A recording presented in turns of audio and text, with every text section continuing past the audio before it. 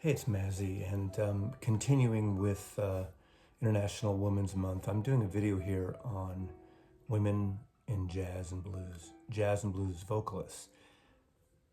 Now, I always want to preface these because I get a lot of comments, which is great. I love the comments, but these are just from my collection. So there are a lot of jazz blues women vocalists that I don't have in my collection. Plus, I'm sticking for these videos with my vinyl collection.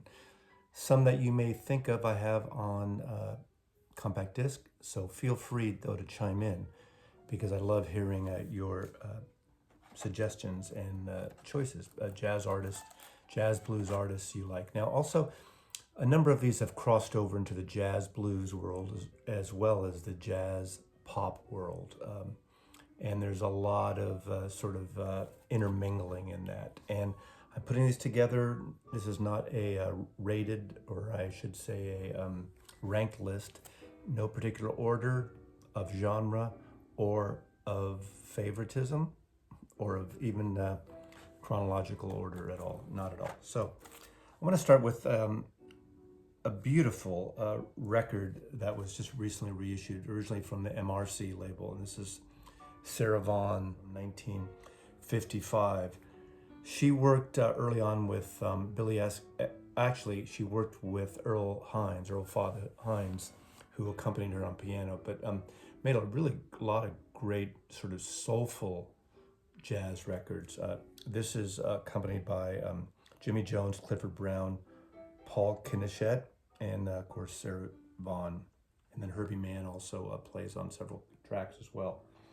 This is the new series that you buy, Analog Productions, Universal Music, the Acoustic Sounds series for Universal Music, and it's a really great semi-audiophile collection. Beautiful Stoughton printed covers. You see that beautiful cover and gatefolds. Incredible vocalist. Another of her albums early on, Sarah Vaughan in Hi-Fi. This was when she was on Columbia Records. Look at that beautiful cover.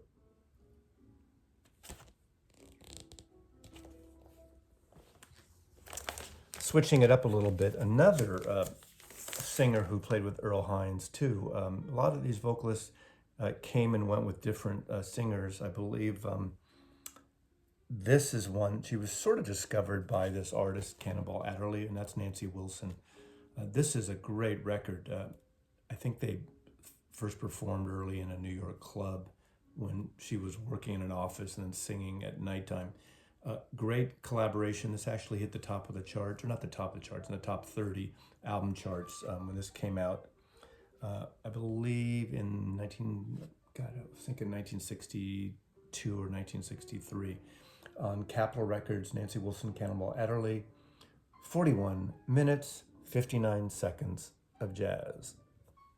The great Nancy Wilson and the Cannonball Adderley Quintet. One of the great jazz vocal trios of all time was Lambert, Hendricks, and Ross. And this record is really beautiful.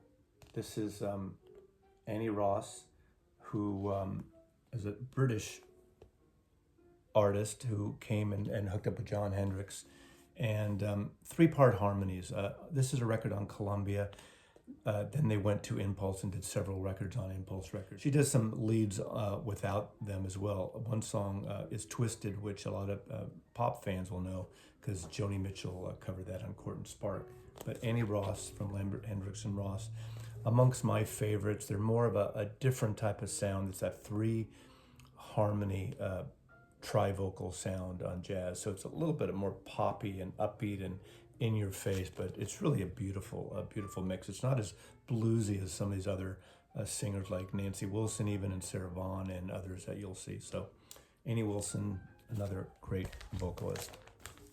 Now, in the early 60s, the Brazilian craze happened, and this record was one of the top records in 1964, 63, 64, Getson Gilberto. Of course, it's with João Gilberto and Antonio Carlos Jobim, but Astrid Gilberto kind of gets the short shift here. She's not even listed on the cover, but she's the vocalist. She's the, like, you could say she's the girl from Ipanema. Beautiful vocalist, worked with Stan Getz on several albums. I just love this record, and of course it's been reissued also on the Acoustic Sound series through Universal. This is a early 70s copy, but again, a favorite album. So Astrid Gilberto's got to be in this list. A Brazilian singer, just a wonderful, wonderful vocalist.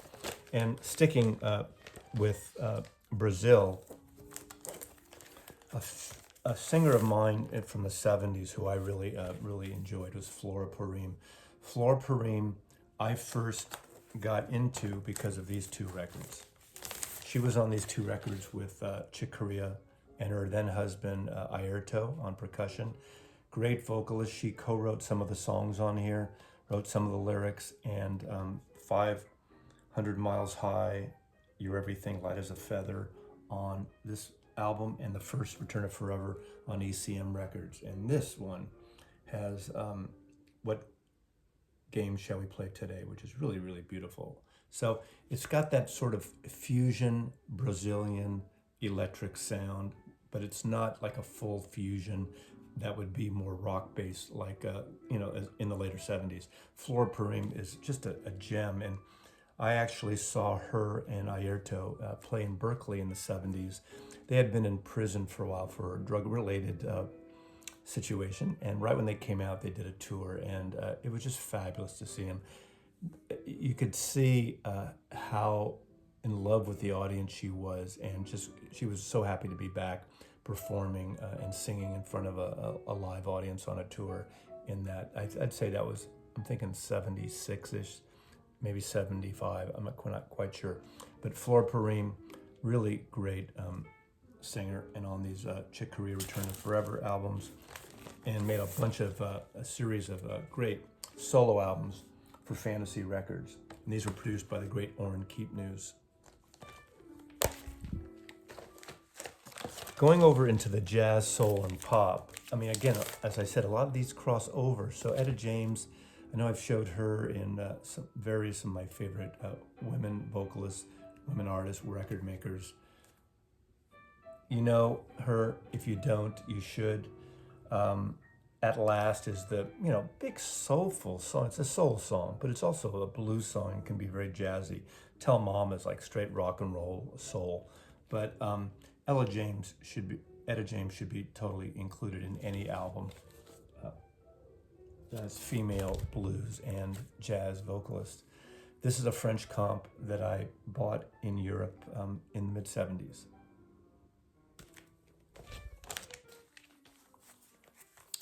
Now, another of the Acoustic Sounds reissues, and this was originally a Decca Records, I recall, as the debut solo record by Peggy Lee, Black Coffee.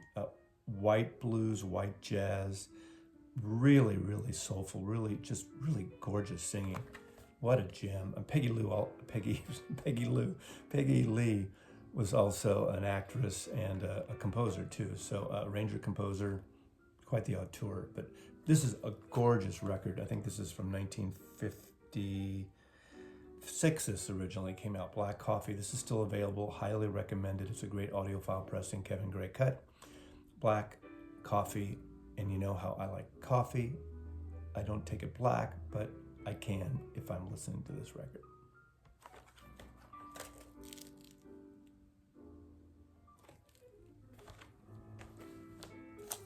Now, going a little further back in the big band, a singer that played with Benny Goodman and Billy May and his orchestra and a lot of others, Johnny Mandel, is Anita O'Day. Anita O'Day, had some drug issues and was imprisoned for some drug issues at some point in her life, but made some incredible big band vocals with the likes, as I said, of Benny Goodman and others. Really great. King Oliver, the swing era. So she's got a great swing sound. This is from a great Verve series, which I've shown. These came out from 1976 to 1982. This particular reissue is 1979. Verve via Polydor. All these illustrated covers, I collect them all. They're usually great. Many of them are mastered by Bob Ludwig, and they are the original mono recordings, so they're not electronically produced. This is, of course, a promo copy I got in the 70s that really introduced me to her. These were recorded in 1959 to 1961, these sessions here. So Anita O'Day, someone that really is important, more in the big band style of jazz vocals. Also, an artist people don't think of in terms of jazz very often, but this is a fabulous record. Get this Columbia soundtrack. It's Young Man with a Horn soundtrack. There's various covers and various variations of it. This is a 6-eye, of course, there you go. You have to see the 6 eyes, don't you? But it's Doris Day. Now, a lot of people know Doris Day from the 60s, from Que Sera Sera, with The Man Who Knew Too Much, the film with Jimmy Stewart, the Hitchcock film, all the fluff Rock Hudson movies. But what a great pop singer. But she had a little jazz. This is a very jazzy big band album. The movie is based on the life of Bix Beiderbecke, the great horn player. And it's a fantastic film and a fantastic soundtrack. So I really highly recommend trying to find original of this. And you can find them cheap. Even the old Columbia 6-eyes, even if they look a little messed up, they tend to sound fabulous. So great mono record, Young Man with a Horn, Doris Day with Harry James and his orchestra. Fabulous big band jazz style recording.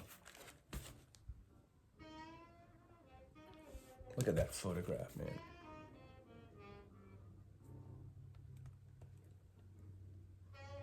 Now, a personal favorite of mine, and I've showed several of her albums, of course, she's that 60s, late 50s, early 60s ingenue of pop and bedroom type lounge music. But I'd be remiss if I didn't talk about Julie London, the great Julie London. Some of her records are more song-based in terms of the songbooks. There's a sexiness to her vocal style, to her performance. A lot of it is very soft, very moody, very late night cocktail music. This is Julie about the blues. So this is her closest to bluesy jazz. She's not a straight ahead jazz or blues artist, but it does cross over into that, not unlike the Peggy Lees, but beautiful woman, but has incredible vocal style. And she knows her range, which isn't vast, but it's just really, really beautiful. This is with, the Russ Garcia and his orchestra, and it's produced by Bobby Troup, a great composer, great arranger who she happened to be married to. Remember, they're married into the 60s, as I recall, into the 70s, Bobby Troup. But this is great album of Julie London about the blues. I'd say you can find this in the lounge sections a lot in female vocals and record stores. This one is really a great one to pick up if you find it. Also Latin and Satin, which is less blues-based, less jazz-based, but it's very an intimate, low-key record. Latin and Satin is amongst my favorite too. Now, coming to contemporary in, I think, 2000, 2001, this debut by Norah Jones came out. Some people now who are hipper than thou write it off, but this is a fucking fantastic record. Norah Jones, piano, vocalist, songwriter, single-handedly, probably this album really saved Blue Note Records. It came out on Blue Note in 2002, and it's a beautiful, beautiful record. Come Away With Me. Come Away With Me. You've heard these songs maybe countless times. The QRP Analog Productions is available still. I think it has been repressed. This is the one to get. It's, it came out in the midst of the CD era, but this record, in fact, the whole box set of Norah Jones is a beautiful, beautiful audiophile sound. But despite forget the audiophile stuff, it's just great music. It's not overproduced, but it's a beautiful record. And it's produced by Arif Martin, who was the producer at Atlantic Records so many years. So it really has a nice a nice sound to it. Of course, I always mention this. She's the daughter of Indian classical artist Ravi Shankar. Beautiful record. Just lyrics, details, Blue Note Records. Can't go wrong. And since I'm showing that along the same lines, and I showed this in a recent record as well, but I need to mention Diana Krall, one of the new, the last 20 years, contemporary popular jazz pop artist, piano player. This is totally an audiophile record. This is live in Paris. This came out, I think, in also 2002. So what a great year for contemporary women jazz vocalists. Diana Krall, live in Paris. Incredible recording, a double LP, incredible recording. Now switching way over, going back to the 1920s, going into the, just the hardcore down-home blues, or just, really getting in it in the mix of things, getting down into the blues. Like, to me, the ultimate blues vocalist, female blues vocalist. Now, there are a lot of other, Rosetta Tharpe. There's a lot of artists, blues women that I have not included because I don't have their records on vinyl. But I got to talk about Bessie Smith, another 6i. This is a series, I think I have all 3 here. I think there are only 3, maybe there are 4. These have been reissued in countless formations in the 70s. They were 2 record sets, so if you find those 2 record sets, they're really great. This is volume 1 in 4 volumes, so I actually am missing volume 4. So if anyone's out there has volume 4. And this is with Louis Armstrong, so it's got that early 20s jazz style with Louis Armstrong. Volume 2, Bessie Smith, Blues to Barrel House. Again, these are all 6i's. Beautiful collection. And this is the Golden Era series, again, Volume 3. Bessie Smith with Joe Smith and the Fletcher Henderson Hot 6. That hot club sound that early Louis Armstrong was popular with, that really crosses over. So any of the early Louis Armstrong from the 20s album has that sound, way before he became also a crossover pop singer. I'm talking about Louis Armstrong in the 60s, with Hello Dolly and Wonderful, Wonderful World. This stuff is an incredible series of records, just very soulful, bluesy it really kind of hits you inside. And Bessie Smith, I would pick her #1 blues singer of all time in terms of female vocalist. Absolutely, she has a gravitas, and it really, really sounds like the blues are coming from, right inside there. An artist who I've shown many times on my channel, and whose bluesy, soulful, political, talks about social, issues on stage, directly in front of her wide audiences in the 1960s. And that, of course, is Nina Simone. This is an analog production issue. This is Jazz is Played in Exclusive Side Street Club. Nina Simone, this is her debut. It was originally on Bethlehem Records. And it's got, jazz songs, soulful jazz songs, Mood, Indigo, Don't Smoke in Bed, Porgy, Central Park Blues, You'll Never Walk Alone. Incredible sounding record. This is a stereo version. I know some people feel a mono version, they want to get a mono version because there's a lot of separation in this, but it's a fantastic sounding record. I highly recommend this pressing. Again, it's got the analog production stickers of approval. Their later stuff, I Put a Spell on You. I liked her even into the 70s, her folk period, where she crossed over and even did Dylan Bee Gees songs, as well as Here Comes the Sun for RCA Records. That's a fabulous record. It's not a jazzy record, but her interpretations of those songs. Of course, a lot of people may know Wild is the Wind. Great composition that many of you probably know because Bowie covered it on Station to Station, David Bowie. Okay, then of course, to me, one of the most important blues jazz singers. She's a jazz singer, but it really comes, again, like Bessie Smith, but later in the 40s, 50s, somewhat tragic life later on, but This is the epitome of a jazz blues singer, and that, of course, is Billie Holiday. This is an analog production issue of All or Nothing at All. This is a fantastic record, and I highly recommend you pick this up. It's 2 LPs. It has the great Barney Kessel on guitar, Harry Edison on trumpet, one of my favorite all-time, very reedy, throaty tenor sax players is Ben Webster. Ben Webster and Lester Young are around that same period, are two amongst my favorite sax players. That isn't obviously Coltrane later, but earlier Charlie Parker. Joe Mondragon on drums, Jimmy Rowles on piano, Alvin Stoller on drums, and Red Mitchell was on bass on some of it as well. Really, really beautiful record. You know, I have so much, mostly in compact disc, so much Billie Holiday, I can't get enough of it. The stuff she did on Verve is incredible. These mid-50s recordings, look at the artwork on these 50s. I have the jazz book of all the covers of Verve records, and it's incredible stuff. Of course, several of her very, very famous records, I'm just going to kind of showcase when she was on Columbia, is Lady in Satin. Of course, your great Six Eye again. Everyone loves to see the Six Eyes.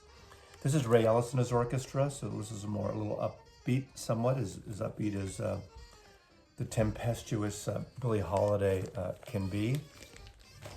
Another one of the great, just, you know, late night cover, Body and Soul.